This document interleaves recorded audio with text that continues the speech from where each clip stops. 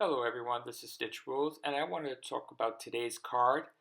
This is Ghost Belle and Haunted Mansion. This is from the Selection Box Volume 9 in Yu-Gi-Oh! Duel Links.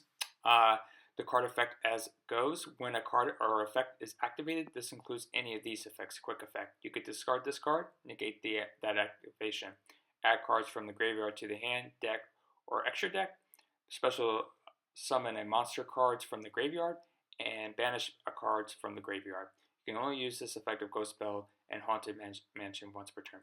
So this is a very powerful card right from the get-go because a lot of strategies involve graveyard effects, being able to special summon, being able to circulate their resources back to the hand throughout, and to be able to carry on with their combo plays. So a card like this, especially with so many good decks being graveyard centric, we look at decks like Branded, Eldritch, in some cases, and Dinos and Orcus. These types of decks involve some sort of usages of the graveyard, or usages of effects that adds cards from their deck to their hand. So we have this type of card that involves a very powerful negate, and this card has seen competitive play throughout the many years in the TCG and OCG formats, if you guys play those formats as well, as you know. And this is a very much a powerful card that allows you to kind of hamper the ability of your opponent from being able to go about their combos, or at least restrict them from making a unbreakable board, so that way you can go ahead and go throughout your combos. This is a once per turn, so that means even if you have multiple copies, you can only use them once per turn.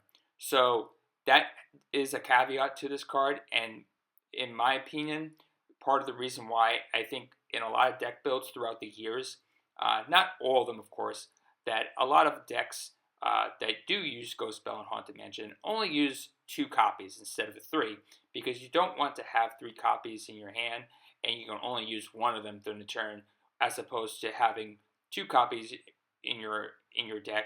You can draw the one that you need and then have other hand traps or other combo cards in your hand when you're going about trying to disrupt your opponent.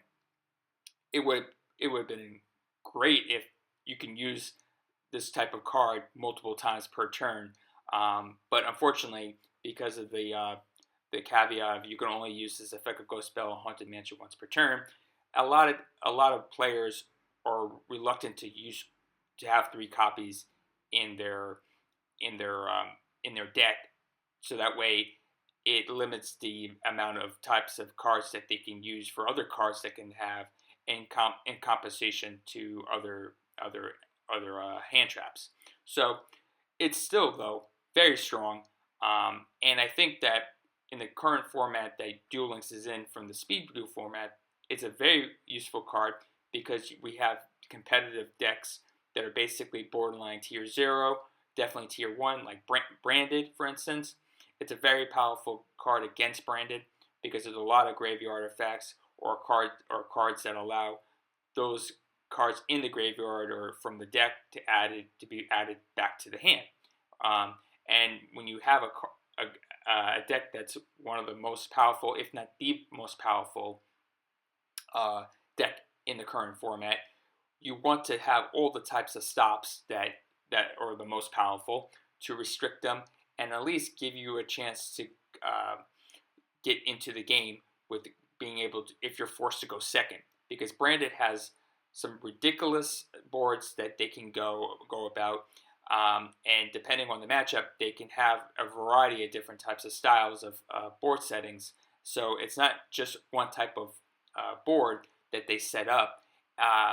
They can put a variety of disruptions in the graveyard, or they can play more of a defensive approach to allowing, depending on what they have in their build. Like, there's some builds that use super polymerization, and as you know, that's a very strong card, and it doesn't allow you to respond as well. So there's a lot of different types of strategies and board states that they can manipulate when they're playing, and if they go first. And then on top of that, they have very powerful fusion spell cards that allows them to go instant access to full combo, and allowing them to make some very strong boards during their plays.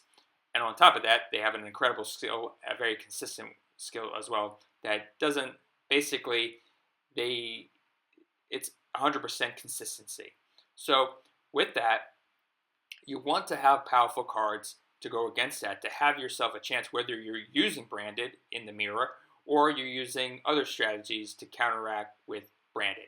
And Ghost Belle and Haunted Mansion is an excellent choice in this current format.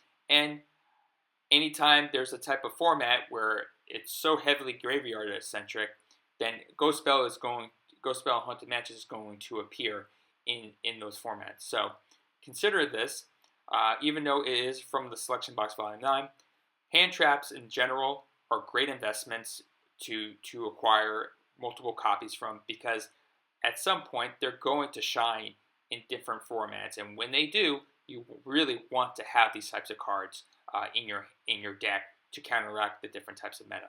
So I hope you guys enjoy this video and gives you some additional insight to utilizing Ghost Belle and considering and giving consideration to card ratios of how much you want to get of Ghost Belle Haunted Mansion to incorporate with your deck.